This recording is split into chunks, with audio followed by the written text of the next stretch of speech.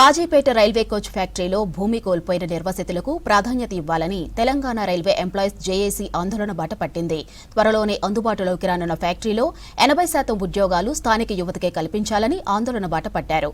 ఇదే అంశాన్ని అసెంబ్లీ వేదికగా కేంద్రంపై ఒత్తిడి తెచ్చేందుకు అధికార కాంగ్రెస్ ఎమ్మెల్యేలు సిద్దమవుతున్నారు.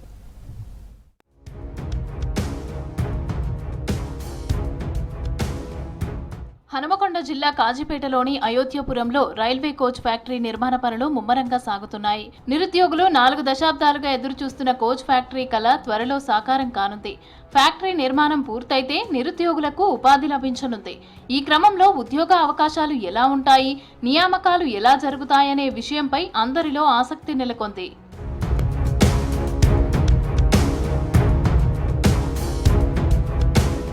కాజీపేటలోని అయోధ్యపురంలో 160 ఎకరాల్లో 521 కోట్ల రూపాయల వ్యయంతో రైల్వే కోచ్ ఫ్యాక్టరీ నిర్మాణం చేపట్టారు. ఎల్హెచ్బి కోచ్లు, మెట్రో రైళ్ల కోచ్లు, వ్యాగన్ రిపేర్ వర్క్ షాపులు ఉంటాయి. కోచ్ ఫ్యాక్టరీ అందుబాటులోకి వస్తే సుమారు 3 నుంచి 4 వేల ఉద్యోగుల అవసరం ఉంటుంది. ముందుగా ఇతర కోచ్ ఫ్యాక్టరీల్లో పనిచేస్తున్న నిపుణులను ఇక్కడికి బదిలీ చేయటం లేదా డెప్యూటేషన్స్ పై తీసుకొచ్చి స్థానిక ఉద్యోగులకు శిక్షణ ఇప్పిస్తారు. డెప్యూటేషన్ పై వచ్చిన నిపుణులు కొన్నేళ్ల తర్వాత తిరిగి వారి ప్రాంతాలకు వెళ్లిపోతారు. ప్రధాన విభాగాలు కాకుండా పారిశుద్ధ్యం, టెక్నికల్, సెక్యూరిటీ తదితర విభాగాల్లోనూ ఉద్యోగ అవకాశాలు ఉంటాయి.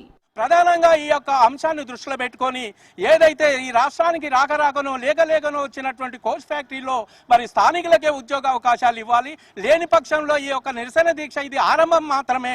భవిష్యత్తులో ఇంకా చాలా అనేక పోరాటాలు ఇక్కడి రాజకీయ పార్టీలను, అనేక సంఘాలను మేము సమిష్టిగా ఒక కోర్ కమిటీ వేసుకొని ఈ యొక్క ఉద్యమాన్ని ఇంకా ఉధృతం చేస్తామనే ప్రకటన మేము రైల్వే చేసి ఈ క్రమంలోనే వరంగల్ ఉమ్మడి జిల్లాకి చెందిన స్థానికులకు 80% ఉద్యోగ అవకాశాలు కల్పించాలనే డిమాండ్తో రైల్వే జేఏసీ ఆధ్వర్యంలో ఉద్యమం కొనసాగుతోంది. కోచ్ ఫ్యాక్టరీ నిర్మాణంలో భూములు కోల్పోయిన రైతుల కుటుంబాలకు ఉద్యోగాలు కల్పించాలని డిమాండ్ చేస్తున్నారు. 1980లోనే కాజీపేట కోచ్ ఫ్యాక్టరీ మంజూరయ్యింది. భూమిని కూడా సర్వే చేశారు. నాడు పంజాబ్లో జరుగుతున్న ఆందోళనలను చల్లార్చి అక్కడి యువతకు ఉద్యోగాలు కల్పించేందుకు కాజీపేట ఫ్యాక్టరీని పంజాబ్లోని కపూర్తలకు తరలించారు. అక్కడి యువతకు 82% ఉద్యోగాలు కల్పించారు. ఆ తర్వాత రాయ్బరేలీలో నిర్మించిన కోచ్ ఫ్యాక్టరీలో కూడా స్థానికులకు 50% ఉద్యోగాలిచ్చారు. అక్కడి నిబంధనలనే ఇక్కడ కూడా అమలు చేయాలని జేఏసీ స్థానికులు కోరుతున్నారు. ఆర్డీఓ గారు కానీ, కలెక్టర్ గారు కానీ మమ్మల్ని అందరినీ పిలిపి మెప్పించి మీ పిల్లలకు ఖచ్చితంగా ఇందులో ఉపాధి కలిగిస్తామని హామీ ఇవ్వడం వల్ల మేము అప్పుడు ల్యాండ్ వారికి అప్పచెప్పడం జరిగింది.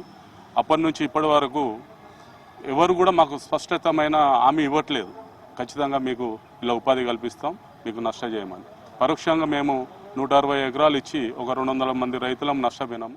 ఇంత పెద్ద కర్మాగారంలో ఇక్కడ భూములు కోల్పోయిన భూ నిర్వాసితులకు, ఆ గ్రామస్తులకు, దాంతోపాటు ఉమ్మడి వరంగల్ జిల్లా ప్రాంత వాసులకే ఉద్యోగ అవకాశాలు కల్పించాలి. ప్రత్యేక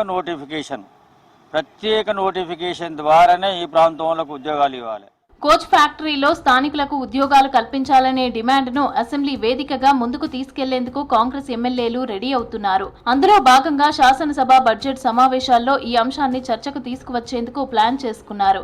అసెంబ్లీలో ప్రస్తావించి కేంద్ర రైల్వే శాఖపై ఒత్తిడి తెచ్చి ఒప్పించాలని భావిస్తున్నట్లు వరంగల్ పశ్చిమ ఎమ్మెల్యే నాయని రాజేందర్ రెడ్డి తెలిపారు. ఇక్కడ యువతకు ఎంప్లాయ్మెంట్ కల్పిస్తే ఈ ప్రాంతం పారిశ్రామికంగా అభివృద్ధిలో స్థానికుల భాగస్వామ్యం దక్కుతుందని చెబుతున్నారు. పొన్నా లక్ష్మయ్య గారు ఎండోమెంట్ మినిస్టర్గా ఉన్నప్పుడు కాంగ్రెస్ ప్రభుత్వంలో 53 ఎకరాలు ఎండోమెంట్ ల్యాండ్ అక్వైర్ చేయటం జరిగింది. మొట్టమొదటి పిల్లర్ వేసింది కాంగ్రెస్ పార్టీ. 10 ఏళ్లలో ఊసెత్తలే దాని గురించి. పింక్ బుక్లకి వెళ్ళి తొలగించేటప్పుడు కూడా కనీసం మాట్లాడలే. అట్లాంటిది ఇవాళ ఆఖరికి బీఆర్ఎస్ వాళ్ళు కూడా వచ్చి లోకల్ వాళ్ళకు ఉద్యోగాలు బరాబర్ ఇవ్వవలసిందే, ఇస్తారు కూడా. మరోవైపు జేఏసీ నేతలను సీఎం రేవంత్ రెడ్డి దగ్గరకు తీసుకెళ్లేందుకు స్థానిక ఎమ్మెల్యేలు కార్యాచరణ రూపొందించుకున్నారు.